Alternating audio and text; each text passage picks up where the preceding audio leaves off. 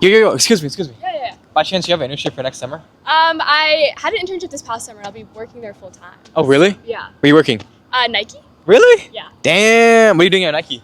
Software engineering. Damn, lead coding. Yeah.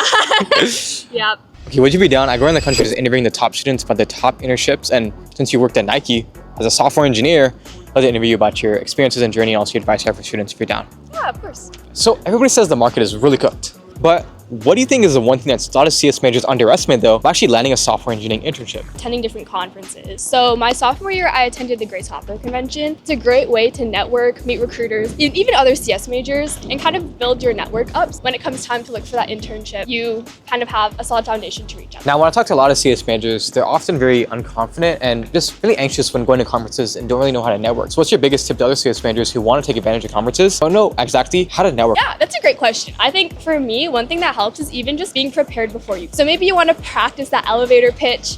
You want to make sure you have your resume prepared and ready. Maybe have some people look at it ahead of time. But I think if you can go to the conference quite prepared, you'll feel a lot more confident while you're there. Also, I think just reaching out to maybe other people you might know who are attending, you guys can go as a group and that can help a lot. What are some of the biggest mistakes you see with students though when attending these conferences? Just take advantage of all the resources while you're there. Again, that's networking, but also I think just like learning. A lot of times these conferences will have workshops and stuff. I would say don't underestimate the importance of those too, because you can learn some new skills and those can be just as valuable in the long run. And when networking, the one R word everyone loves to talk about is referrals. What is your biggest hack to getting a referral and making it not be transactional when actually getting one? Try to start early to build those connections so that you have more of a repertoire when you're needing to reach out for these referrals eventually. So for me, even just friends in college who graduate and then have jobs at companies, you can reach out to them because they've worked with you before on different school projects or whatever. That can help. I would say making those connections initially, not even trying to get a referral, can be helpful in the long run when you actually do. So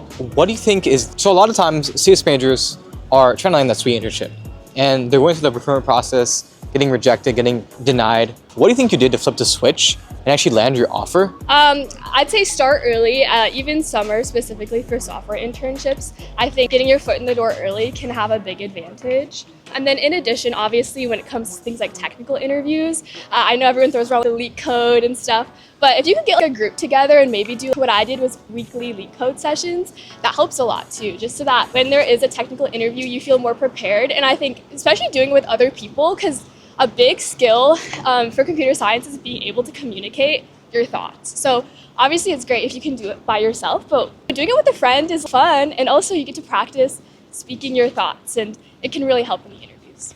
Definitely.